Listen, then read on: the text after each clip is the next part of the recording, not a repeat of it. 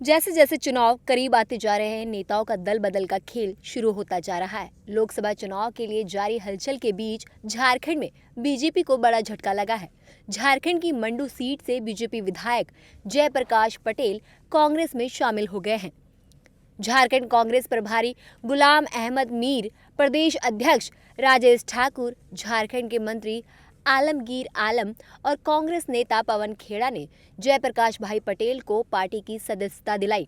वहीं इस मौके पर उन्होंने कहा, मेरे पिता टेकलाल महतो जी ने झारखंड को संवारने का सपना देखा था, जिसे पूरा करने के संकल्प के साथ मैं बीजेपी में शामिल हुआ था। अफसोस कि मैं अपने पिता के सपने को उस दल में नहीं पाया। और मुझे लगा कि टेकलाल बाबू के सपनों को, टेकलाल बाबू के जो सपने थे झारखंड को संवारने का, आगे बढ़ाने का, चूंकि अलग राज हमें मिल चुका था, तो मुझे लगा कि एनडीए गठबंधन में जाके झारखंड में कुछ हम लोग ऐसा करेंगे। लेकिन परिस्थिति ऐसा लगा जब मैं भारतीय जनता पार्टी में शामिल हुआ, तो हमारे जो पिता के जो सपने हैं, जो विचार है, मैं उस दल में नहीं पाया।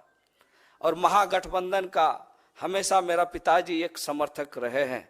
और आज मुझे ये कहते हुए बहुत गर्व हो रहा है कि आज पूरे देश में जो इंडिया गठबंधन राहुल जी के नेतृत्व में दौड़ रहा है, वो 2024 में इसका रिजल्ट हम सब दिखाएंगे। जिस तरह से उन्होंने पदयात्रा की, झारखंड में एक अलग लोगों में एक उनके प्रति रुझान बढ़ा है। और एक युवा नेता राहुल जी के नेतृत्व में झारखंड की जनता ने इस बार ठान लिया है कि 14 के 14 लोकसभा इंडिया गठबंधन के उम्मीदवार को जिता के झारखंड को बचाना है। इस दौरान बड़ा दावा करते हुए झारखंड कांग्रेस प्रभारी गुलाम अहमद मीर ने बताया कि देश के कई राज्यों में अलग अलग पार्टी के नेता कांग्रेस के संपर्क में हैं।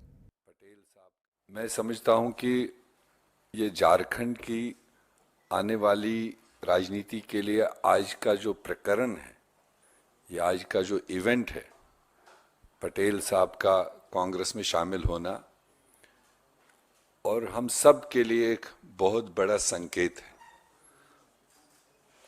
ये अपनी ज़बानी भी बोलेंगे कि ये क्यों भाजपा छोड़ के कांग्रेस में शामिल हो रहे हैं।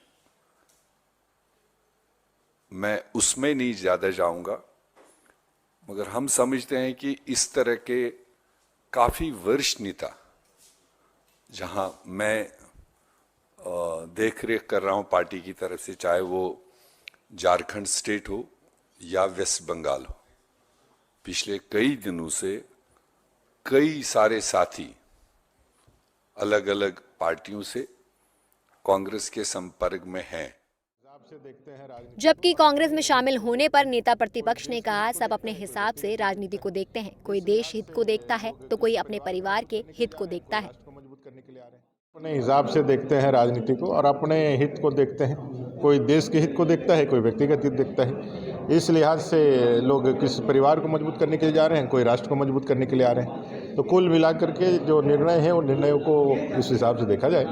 वो गए हैं, अब आगे उनका भविष्य है। लेकिन मुझे लगता है एक युवा नेता थे, उनको इस तरह का आत्मघाती कदम नहीं उठाना चाहिए। नुकसान और फायदा भारतीय जनता पार्टी कभी इसको सोची ही नहीं है। हम लोग अपने विचारधारा के साथ आगे बढ़ते हैं और जो इस विचारधारा के साथ जुड़ता है, हम उसके साथ आगे बढ़ते रहते हैं। एक जाता है, 100 जुड़ता है।